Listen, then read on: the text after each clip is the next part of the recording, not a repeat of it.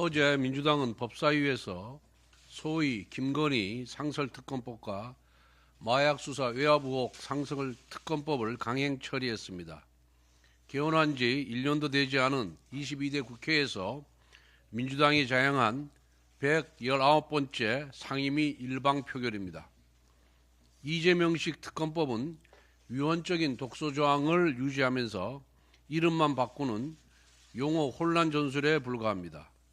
음식이 상했다고 지적하니 포장 용기만 바꿔서 다시 가져오는 셈입니다. 민주당은 이미 지난해 상설특검 관련 국회 규칙을 날치기 통과시켜 여당의 특검 후보 추천권을 원천 봉쇄했습니다. 이러한 상황에서 임명될 특별검사는 이재명의 오른팔이냐 왼팔이냐의 차이밖에 없습니다. 정치 자격이게 인지사건 무제한 수사권과 피의사실 실시간 공표 권한을 부여하는 특검법은 그 자체로 입법 내란 행위입니다. 결국 이재명식 특검이란 정적 제거를 위한 보위부 설치법이자 조기 대선을 겨냥한 선전선동부 설치법과 다름없습니다. 이재명 대표는 국민 앞에서는 성장과 안정, 민생을 운운했지만 정작 돌아온 것은 정쟁용 특검 난사입니다. 그 결과 연금개혁, 반도체특별법 제정, 간첩법 개정과 같은 민생 법안들은 모두 뒷전으로 밀려나고 말았습니다. 한편 이재명 대표의 폭주가 지속될 수 있었던 최대 후원자는 우원식 국회의장입니다.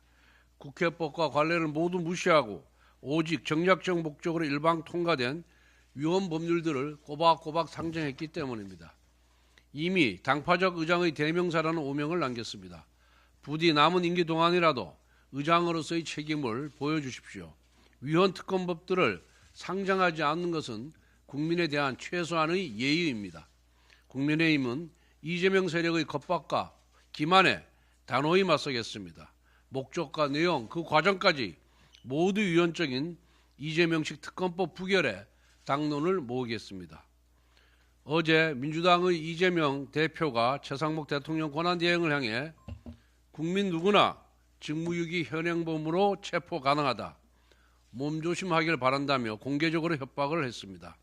나아가 대통령 직무대행을 상대로 체포라는 구체적인 폭력행위를 고무했다는 측면에서 이재명 대표는 내란 선동죄 현행범입니다. 그런데도 민주당은 이러한 그건에 대해 헌법 수요 의지를 보여달라는 것이라는 궤변으로 변명을 하였습니다. 도대체 대한민국 헌법 어디에 사적으로 테러를 사주하라고 명시하고 있습니까? 민주당식 논리라면 정치 깡패는 헌정수요의 1등 공신이 될 것입니다.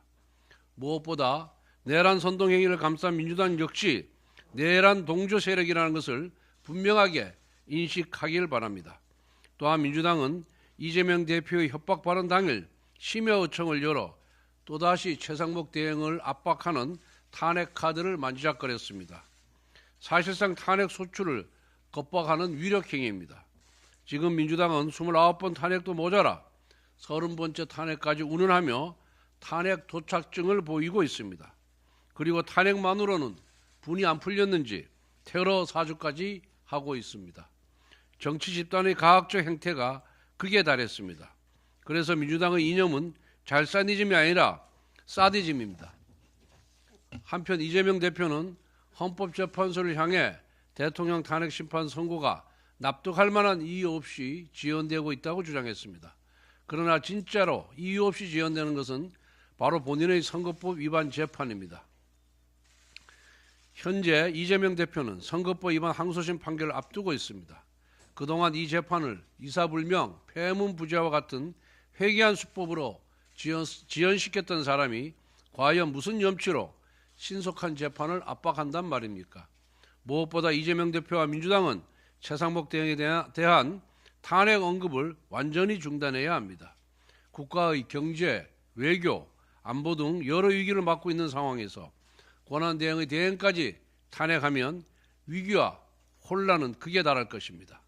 아무리 이재명 대표와 민주당의 머릿속이 탄핵 심판과 선거법 위반 항소심의 시간표만 있다고 해도 넘지 말아야 할 선은 지키길 바랍니다.